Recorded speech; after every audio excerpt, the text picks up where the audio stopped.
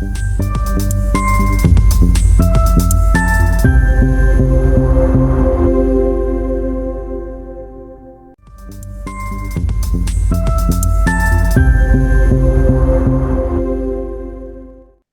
to another edition of Asian Founders and Funders, where we interview the most interesting and brightest entrepreneurial, investor, and leading thinkers in the Asian entrepreneurial community.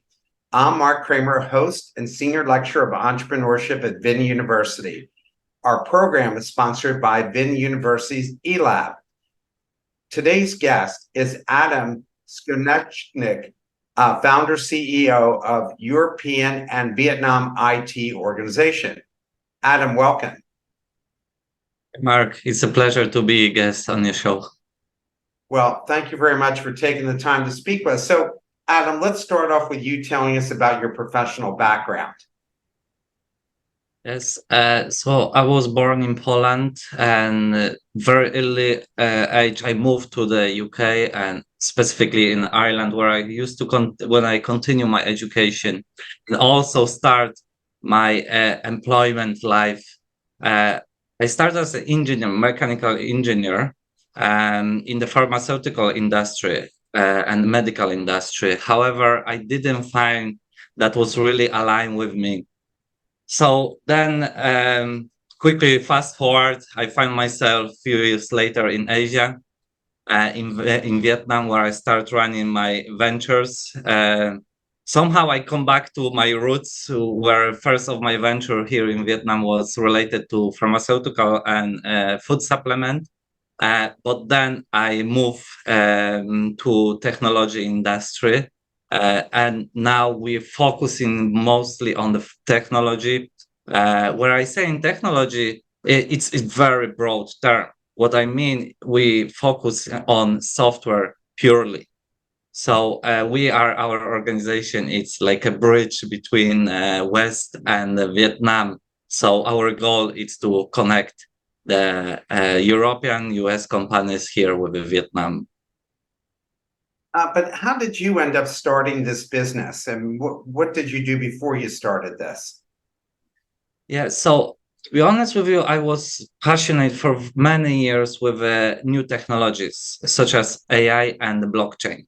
I strongly believe that, and I kind of knew it, that at this moment we cannot, we don't have the capabilities and we don't know how to leverage those technologies. So I was kind of self-educating myself. And in the same time, when I was working with a medical and pharmaceutical, we did some research and development projects. Yeah. So at this time, I was trying to apply a little bit technology, but that was just like a side projects.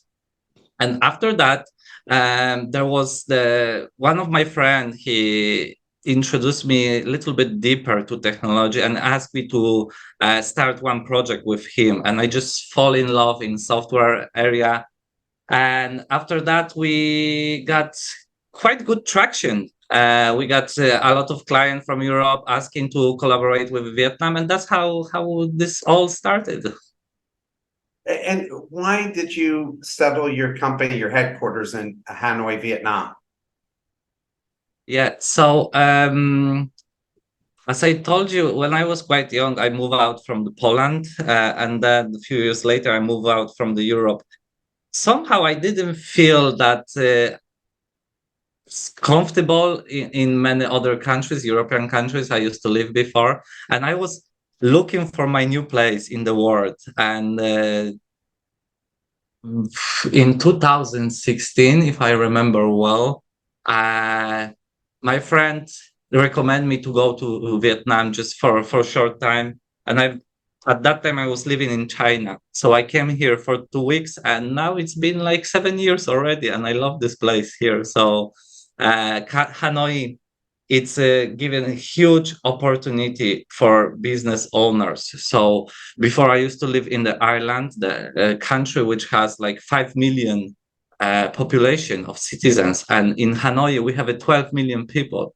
Opportunities here, the entrepreneurial environment here, it's so great. I never see something like this anywhere. And I've been living in a few countries. And additionally, we are living in the growing economy. So experiencing such a quick and rapid growth, it's a big pleasure. And being in Hanoi, I feel I'm very lucky. I think people are surprised when they visit Hanoi and Vietnam in general. That's not a third world country like people think it is. I think people are still looking at like 1970s movies and envisioning that when it's a very modern city with beautiful buildings and 5G internet and all the other things and phenomenal food, but lots of very smart, educated people here who are very hardworking, like yourself, here in Vietnam. So I think people are really surprised because the reason I started this show was that everybody, when they think of Asian founders of companies, they just think of China and somewhat Singapore, but they don't think about the rest of Asia. And there's lots of smart, capable people that we're going to be reading about, like yourself, down the road here. Agree with you 100%. As I said to you before, I was living in China, and then I didn't hesitate to move into Vietnam and stay here permanently because to be honest with you, I see here bigger potential than in China. Additionally, whenever somebody asks me about what is the main reason why I decide to stay in Vietnam, I always say people. Exactly as you said, the young population here, it's just amazing. They are very hardworking. They are very intelligent. They're very hungry. And what is super important for, like, say, technology industry, they're very open-minded and flexible. They can adjust very quickly. And this is very, very important. The learning curve here, I see it's so fast. It's just going up amazingly. So when you started your business, did you write a business plan to lay out what you were going to do before you did it? When we're talking about because at this point I'm running few ventures, but let's focus maybe on the technology one, the European and Vietnamese Yes, IT organization. right. So yeah, I was very lucky because I got a little bit support from my friend. He give me the huge mentorship regarding the technology, and I had already quite good background in running the businesses. So I did construct something what I myself call business plan. Let's say I call it one-page business plan. Yes, it's mostly about our goals, what is the mission, and how we will run the business. Yes, and based on that, it's like our map for very long term. Yes, it's not like specific business plan with a step by step what we will do, how much we invest for marketing, how much we do that for this, for that, for stuff. It's a little bit different. I strongly believe that when we run in business, execution is the key. And whenever you write the business plan, let's say you have your KPIs, you have a new number and things like that, to hit those numbers, to get right with your plan, it's very difficult. And you will have many problems, many challenges. So you need to find a way to motivate yourself, keep going. And I strongly believe on the emotional part, like to see the vision, to write down where you want to be with company, what kind of social cause is behind your whole business. And thanks to this, even when you fall down and even when you have a problem, even if you don't hit the number, you still have a motivation to keep going. Now, I've run over 25 startup myself, and I always like writing everything out so I can see it in front of me and see the mistakes I could possibly be making. Of course, I always tell people 50% of the plan's wrong. I just don't know which 50%. But I do like writing out the plans before I launch them.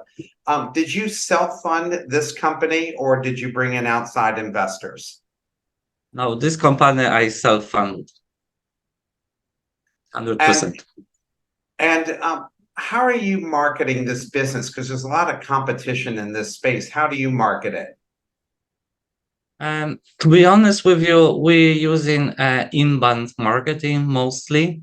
by value added content, educational content.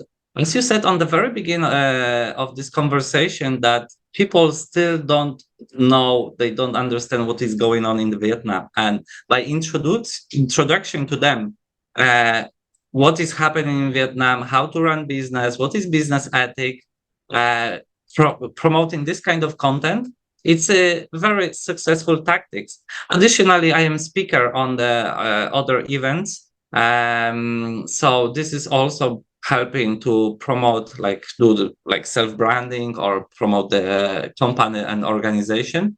Plus, additionally, we collaborating with governments of organization, so they also support us. If there is any project, they usually come to us.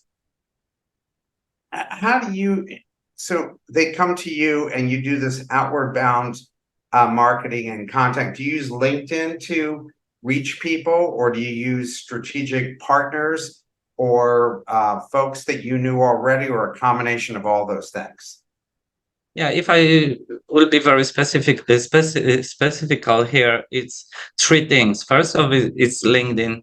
Second is email marketing, and third is my network. And combination of three of them, it's giving quite good results for our company at this moment. Do you think LinkedIn's overused? I mean, there's every day I'm contacted by 2, 3 people that want to go and help me get leads through LinkedIn.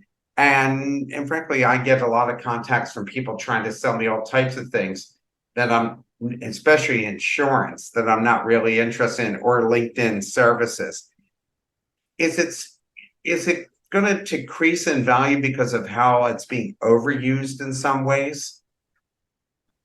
I'm not sure about that, how the future of LinkedIn will look like. Obviously, too big number of the irrelevant advertising can push off the people.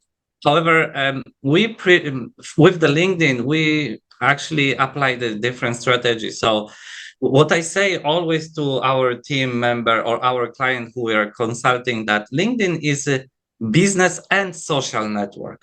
People forgetting about the second word, social. Yes, they usually That's trying what to I use actually, it for. Yeah. yes, they most of the people, they use it only for the business, and they try and push their product, which is not, in my opinion, great strategy. So as I said to you, we applying the educational marketing, we creating very nice content, plus we connecting with the people and try support them with the information which are relevant to them. We really don't like wasting the time of the other people.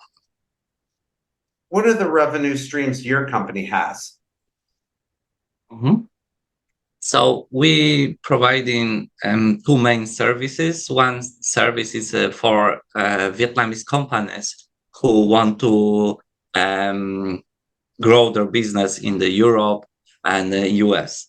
So we actually jump in very nice niche here, because in Vietnam, many IT companies, they were focusing mostly on the Japanese market.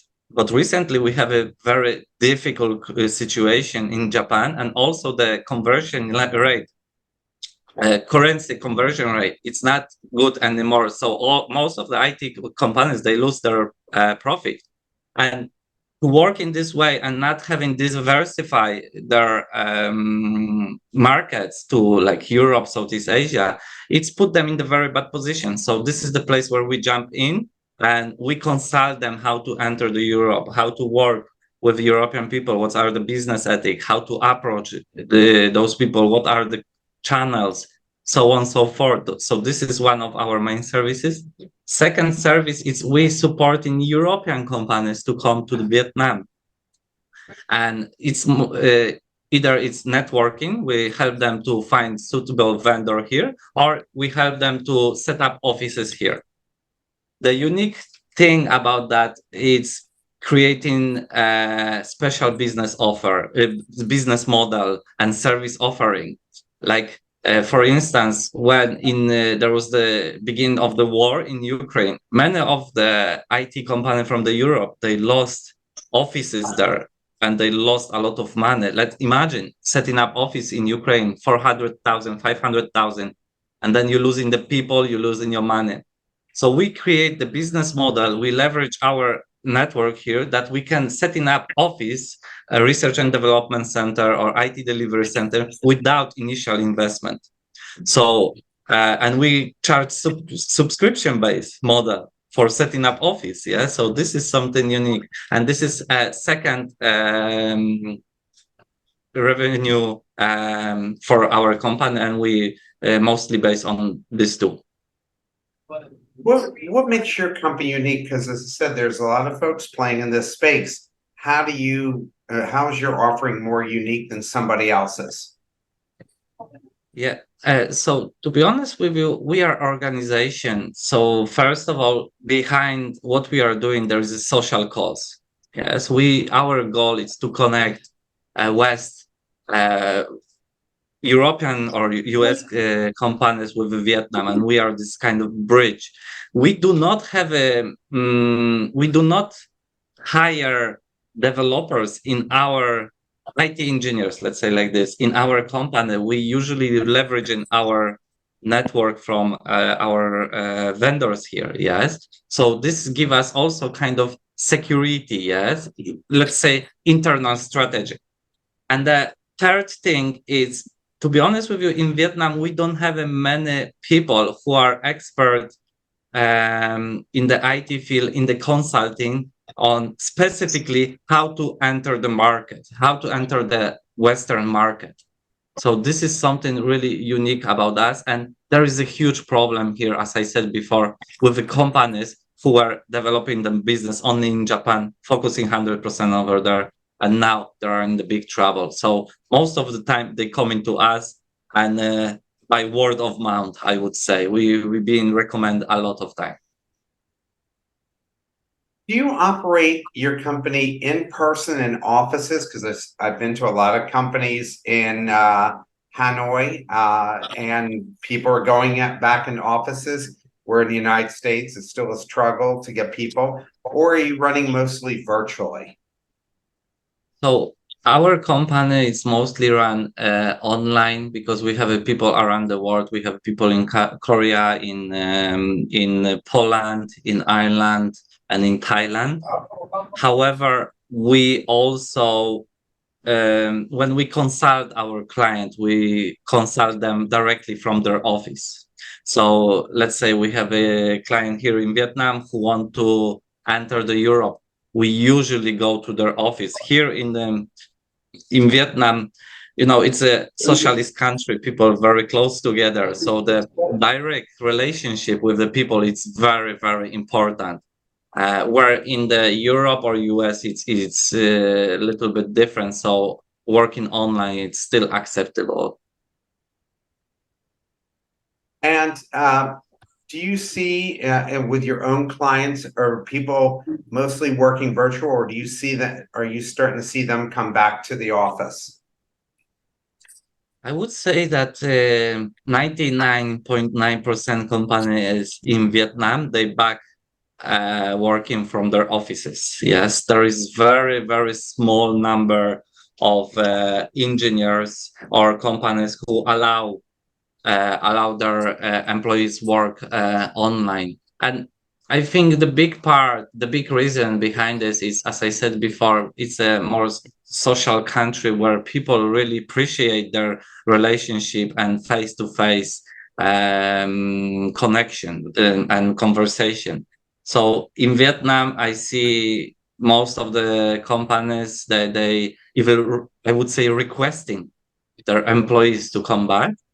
And in the Europe, I would say in Europe is 50-50. I see that the many companies, they allow the people to decide for themselves if they like to work from the office or they like to work remotely. And I'm happy to see that still many people, they with a smile of their face, they going back to the office, because you know direct communication is very important. Even I run my company mostly online, but it's very important for us to meet quite often, either online or offline, to keep relation, to keep connection with the people, to keep communication on the top level. What's the hardest part about running your business? Mm, I think the hardest part, not only my business but many businesses, it's to find suitable people and then create this kind of training for them to make sure that you give them all the best tool, all the best knowledge that they can perform on the top level. Um, you know that mm, creating the processes in the company, creating business model, it's most of the hand of the leadership of the company, but then later on there is execution and there are people coming, and human factor, it's very difficult to, if I can say like this, control. Yes, each person has a different personality and somehow you need to make this all machine piece working together. So human factor for me at this moment is very challenging. We try to do all the best to make sure our team members performing on the top level. However, sometimes I would say that I personally failing, yes, to either choose the suitable person or pass the knowledge that to make sure that they can perform very well. Uh, to just go a little bit off the topic, if you don't mind, I am applying the philosophy of life. It's called extreme ownership. It's actually American writer. He wrote the book, Jocko Willink, about taking responsibility for everything. Yes. So whoever I hire, I take responsibility for it. Wherever the way I train them, I take responsibility for it. The way they perform, I take responsibility for it. So there is a lot of responsibility for the things uh, what I don't really can control. Yes. So this is kind of very challenging for me. And what's the hardest part of running a business like yours? Mm, here probably would be very similar answer to make sure that all team members can perform very well. And the second thing, what I would say, in the technology world, everything is changing very rapidly. So whenever you work with a software, especially, you need to educate yourself constantly and try look to the future. If you, let's say, you start a new venture and you are building solution for today problem, you will in 5 6 months you will be losing already, because when you do technology product, and when you do software product, you need to think 2 years ahead, 3 years ahead, how this problem will evolve, what will change. And this is really challenging for the IT industry. You need to somehow predict and play kind of look into your crystal ball and see the future. Yeah, I think so as well, and it's not easy to go and do. What didn't you expect when starting and running your business, and that you didn't count on? Can you What go again? surprised you? What- can you What go didn't you again? ex what didn't you expect when starting and running your business that you didn't count on? Okay. Yeah, this is very good question. There are many things popping out, especially when you start in business in Asia, and let's say you are American, you are a US citizen or European, because the business ethic here and culture it's different. So there are many different things what are very surprising. Like for instance, I don't know, have you ever heard about the term of rubber time? So in Vietnam, time can stretch and shrink. Yes, where in Europe we're very strict with our time. Yes, 8 o'clock a.m. It's sharp 8 o'clock a.m. and everybody showing up 8 o'clock or 5 minutes before that. However, in Vietnam, it doesn't work this way. Yeah, so time here is can stretch a little bit. If somebody show up at 9 a.m., it's still okay, and it's nothing disrespectful. It's the way the life it is here.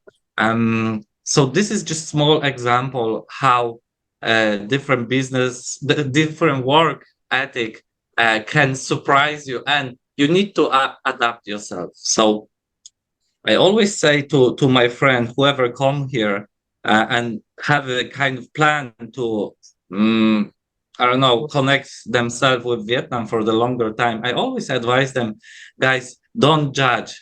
Don't say this is better or worse than in your country, because you will get really depressed or you will start feeling not very comfortable. Just tell to yourself everything is different. This is different, this is different, and it will help you to take it easy and adapt yourself to existing environment. If you try and fight existing work ethic, business ethic, you will have a big challenge, because you are fighting against 100 million people who are doing this way for many years. Yes, so it's better for you to adapt and adjust to the work, to the environment as it is here.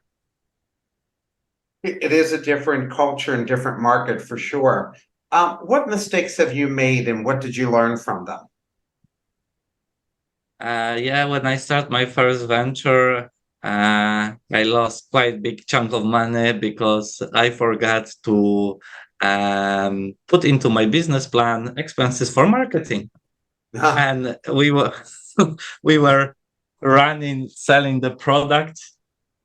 We supposed to sell product. We import the product from the Holland that time, and we didn't have money for marketing. So we had the containers of our product in Haiphong port, Haiphong warehouse, but nobody know that this product is here, and we just basically couldn't sell it.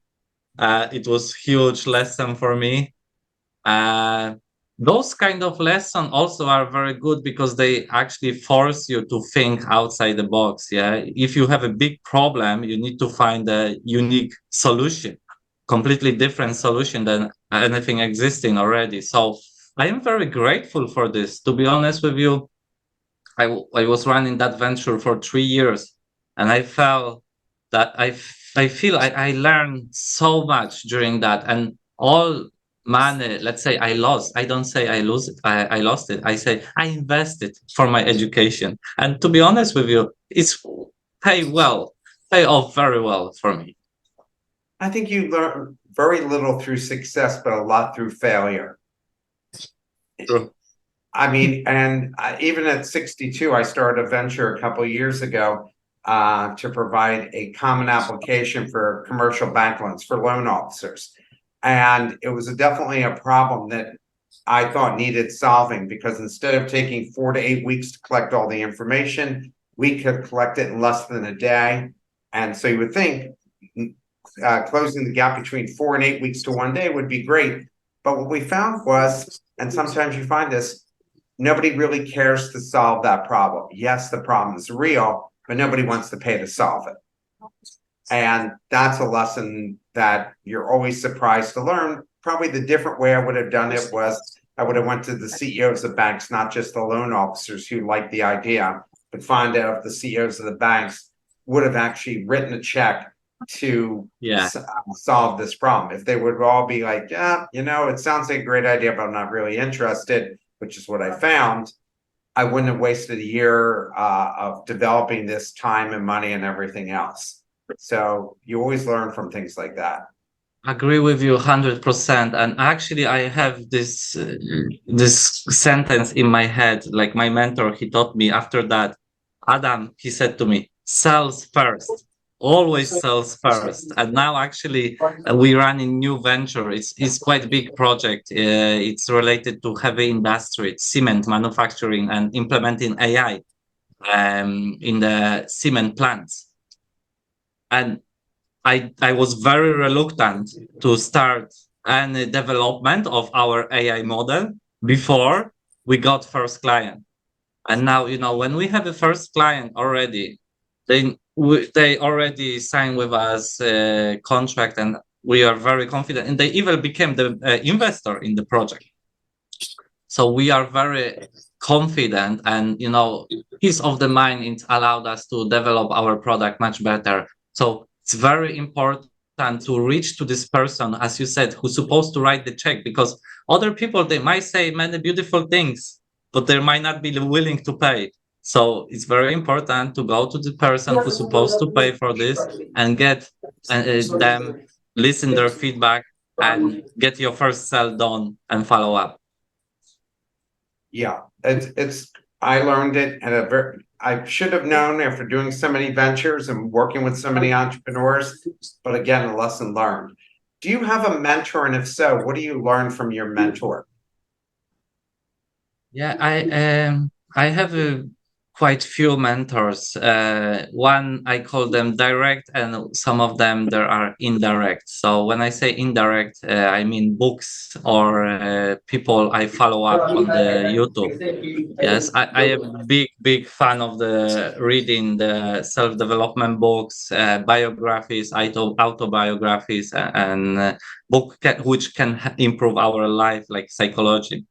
So I learning a lot from those indirect mentors, and I also have direct mentors, people who I can call whenever I have a problem, whenever I have a challenge, whenever there is something ahead of me which I didn't face yet in my life.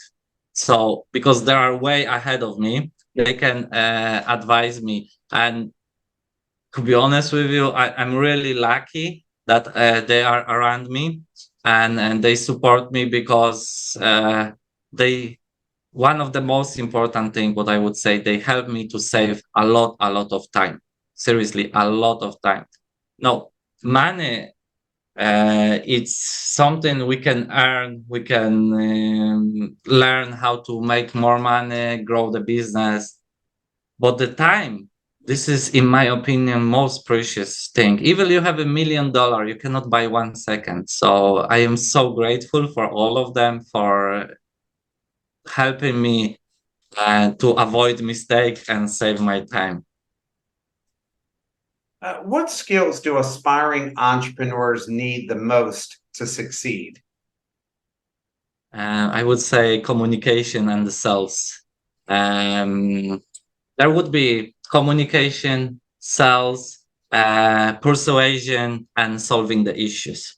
That would be the four main skills that I would recommend people to look into it. um, Communication, obviously, we need to be able to communicate with a client, with the team members, even with a wife, spouse, because in the personal life, if something going wrong, it will reflect on your business in the bad way also. So you need to be good communicator with everybody around you. Persuasion, the same for your client, but also for your spouse, that you need to pursue them, that your vision is something that you can materialize, because sometimes we entrepreneurs have crazy ideas, and then your partner need to support you. If they don't support you, you are in the challenging situation. And then also you need to pursue your team members to that they believe also in your vision and the direction when you're going with them. They trust you, they put their faith in you, they put their time in your hands, so they need to believe in you. And then the solving the issues, many issues will happen, many challenges will happen, and you need to find a way to solve the issues. You actually, there is the formula you can actually design for most of the challenges you might have in your life, like mathematical formula solving for x. Yes, where x will be your problem. Yes, and then if you go through the series of the steps with a specific issue, this might be giving you huge leverage um, when it's coming to big challenges during your business development and so on. So this would be another critical skill that I would recommend everybody to focus on. What's your customer retention strategy? Because especially in your business, that's really important. Yeah, unfortunately, in our industry, customer acquisition it's very, very expensive. Yes, because in our industry, we're talking about the deals 100,000 and up. So there are let's call them high ticket deals. So acquisition of those kind of clients is very expensive and it's time consuming. Usually the cycle is around 3 months. So to having very good strategy to keep the client with us, it's the key here. We apply in the we have one position in our company which called customer success manager, and this person help us to first of all collect the feedback from the client, build the relationship with the client, act before the problem escalate, and last but not least, very important, to listen the client what are their dreams and aspirations. If we know what they want to do in the future, we can act now and we can consult them, we can advise them. So for instance, there is the company, let's say e-commerce, and our customer success manager talking to the CEO of this company, and CEO give us hint that, oh, I see the AI is so popular now. Yes. So what we will do, we will take this information and start researching how we can apply AI to his company. And we do it proactively. And then next month we will come back to this person and say, listen, the last time you mentioned about AI, here what we can do to leverage AI for your business. And people really appreciate to be this kind of proactiveness and this kind of advice to develop their business. Now, do you have a board of directors and or advisory board that you work with? In the European Vietnamese IT organization, I do not have. However, in the other venture, as I said, the venture, for instance, which focusing on the cement industry and the reduction carbon dioxide emission, yes, we do have. And what's your experience working with boards? Has it been a good experience for you? And what do you use the board for? So we have three leaders, three directors. Let me start from the different angle. Before we build our board and before we took investors, we decide what conditions we will work together. Okay, so this was first and most important step. So we decide that there will be three directors who will be making decisions on the company, and there will be advisory shares for the other investors who has the right to advise but do not have a right to vote on the company. And this setting, it's helped us to avoid many arguments and help us to speed up with making decisions. Yes. So first of all, to having clear structure is very important. Second, um, again, this is the group of the people, and somehow you need to find common language with them. Yes, understand them that each person might have a different idea. So somehow you need to have also process in the place in the case that people will have a different idea how we will solve this, how we will approach this. You need to be very sensitive here. Again, when the people comes to the play, you need to show very good communication skills, because to build argument is very easy and to escalate this argument is even much easier. Yes, so you need to do all the best to avoid any kind of argument and make sure that the communication between the leaders is on the good level. Additionally, what I would say, we are all good friends, and it wasn't like this from the very beginning. We invest the time to spend time each other, to know our wives, our children, to go for holidays together, to understand how we run in business. So it's require time investment from every person. How do you manage risk and handle setbacks? So there are many ways to manage the risk. When we talking about the business, we trying to create a very suitable business model. So for instance, as I told you before, I don't approach project if I do not have a sales done. So if I have a client and if I have an agreement with the client that he will use my product or service, I can build my then I can start build the product or build my services, and then be very confident that somebody will purchase it and pay me money. Even I tell you that it happened to me that I sold some services like coaching or training for the companies, which I didn't have. I just say, oh, that would be nice to sell something like this kind of training. And I went to one company and say, listen, I have this training. And they said, we love it. We want to buy it. When they bought it, when they pay deposit, I just start building this training. Yeah. So this is one of the way you can manage risk, and you can do it with the products also. Yes. You can build yourselves. You can give a specific condition to the first buyers. And then you have you remove the risk that you might not have a cash flow. Yes. Which is very important for the business growth. And then if we're talking about the setbacks, um, there will happen, and most of them they're in the mind of the people. Yes. So clear vision, casting the vision all the time, and either to team member or to yourself, it's very important. I love use the social cause of our businesses to motivate people and help them to get back on the track, to help them to get the energy back.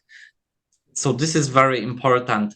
And again, I strongly believe this is like setbacks. Usually there are mental challenges, and we need to approach this with the kind of very specific way.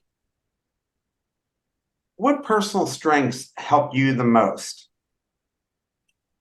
Mm, First of all, I'm a very curious person, and I think this helped me a lot. Um, for example, I'm very curious about Vietnamese culture, and I couldn't discover Vietnamese culture without knowing their language. And the local language is very difficult, but still, because I am so curious, I motivate myself to learn the language and now speak with them and discover the culture. But this is just one kind of extreme example. Yes, being very curious, it's allowed me to talk with the people, ask the questions, and listen their answers and learn from them. Additionally, being curious give me motivation and energy to read every day. Yes, to feed my mind with knowledge, and I will never stop. This is never ending story because there is something to discover all the time. So this would be number one. And number two, mm, again, I would come back to the communication and psychology, understanding human nature, understand the people. It's very important. Um, it's require investment, time investment to understand how the human motivation works, for instance, and how to discover those motivations, and then how to, let's say, leverage those motivation for the good of the other people. So this is very important to be also ethical with the skills you gain and how you use them. And yeah, that would be main things. Again, curiosity is something what actually brought me to Vietnam. If I wouldn't be curious, I wouldn't be probably here. I think don't you think every entrepreneur has to have curiosity as part of their makeup? It definitely helps them. Definitely, it will help them. Yeah, I mean, I think to myself, I'm a serial entrepreneur, and that's what interests me is that I'm constantly curious and wanting to start new things and learn new things all the time. I mean, I ended up starting my first podcast, The Best Business Minds, only because the pandemic started and I thought people were going to be bored. Maybe I could provide interesting content for them and I could learn a new skill, which was podcasting. And now that show called The Best Business Minds, I've done 175 shows and we have listeners in 73 countries. But if I wasn't curious, I don't think I would have done it. Exactly. Yes, it's a very important trait, and if we have it on the high level, it can help us a lot. And it's something that we need to constantly feed. You know, if we leave it for a little while, I think this kind of is like a kind of trait which will go away. So we need to keep feeding our curiosity. And actually, I think more we learning, more curious we become. Well, and that's why I started this show, Asian Founders and Funders, because I was curious about the Asian market, wanted to be here. That's why I moved to Hanoi to teach entrepreneurship, because I thought there's probably a lot I haven't seen in this part of the world. And so I'm thrilled that I'm here and I'm thrilled to be talking to you. You just had your first child a couple of months ago, and congratulations. How do you manage work-life balance? Especially your generation is very consumed about work-life balance. I think from watching my generation work an obscene amount of hours. This was something, the term work-life balance is around for a very long time.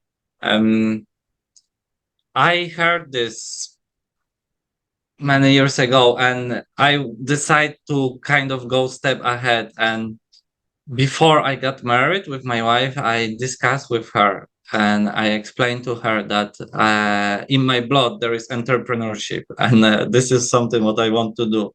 But to do it good, I need to invest a lot of time, a lot of effort. And I also introduced her content of other ladies who are wife to very successful entrepreneurs.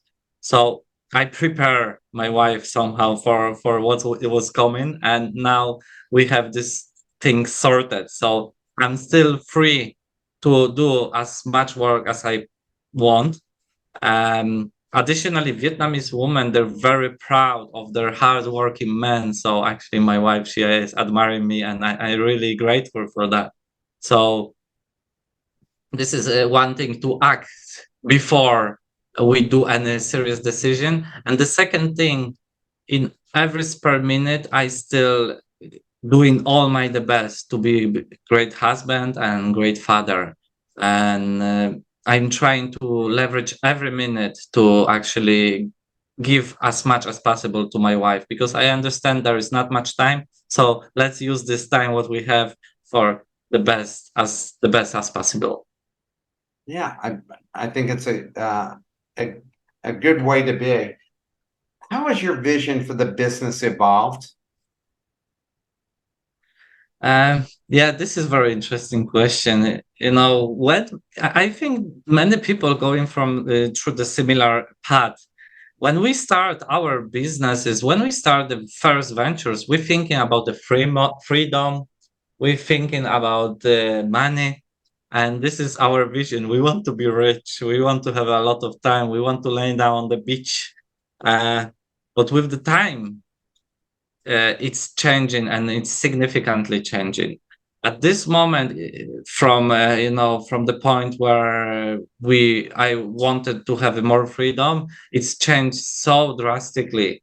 At this moment, I am motivated mostly, and I see myself as the person who can really make significant and huge changes for the society and for the world.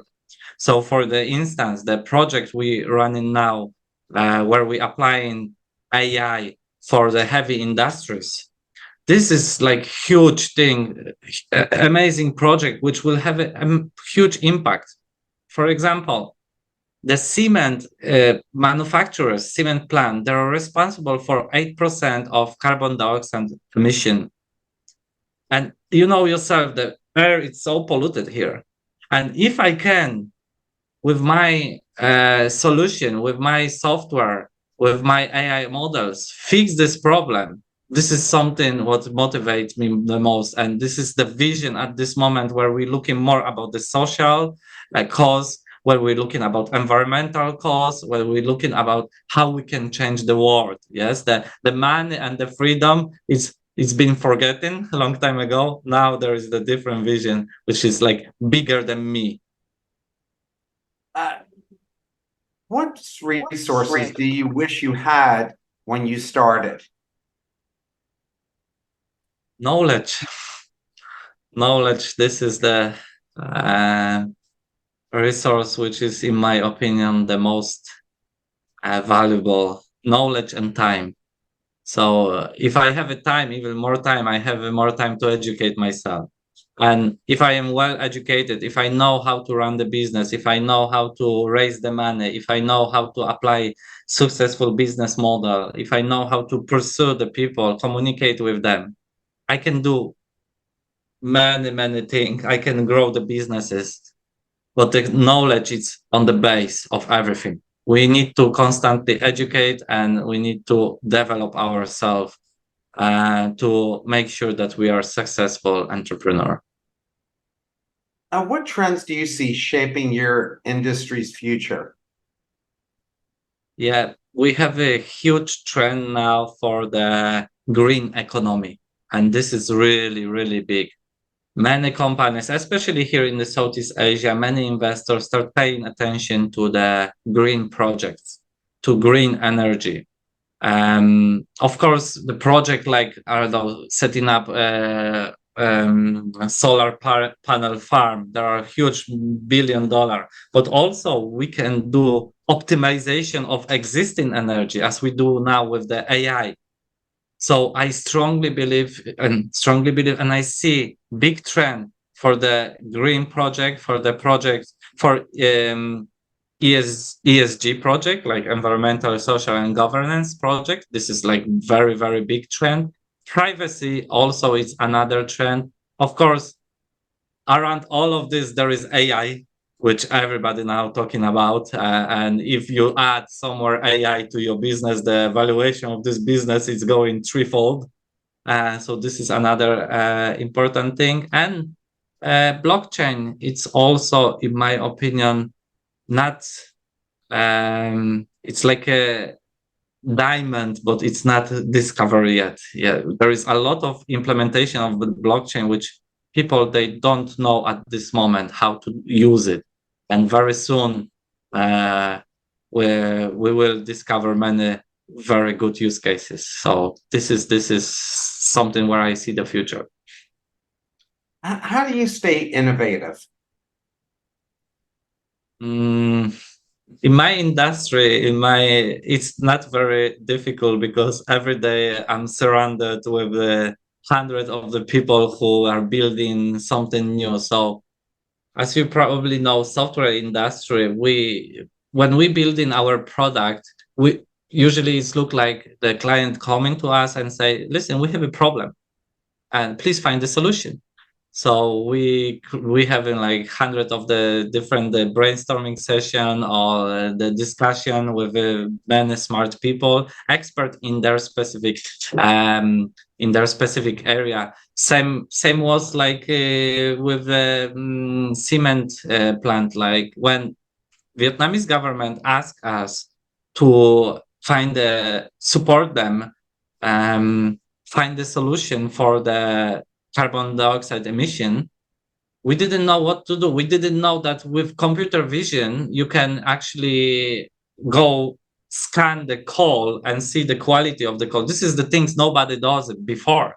So in my industry, you need to be very innovative on the daily basis. How, where do you think AI is, what role is AI playing in your industry?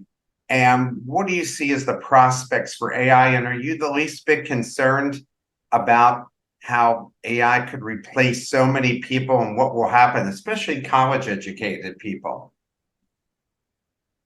Um, so as probably most of you notice already that I am very pro technology person. So I am supporting technology, and I fall in love in technology very long time ago.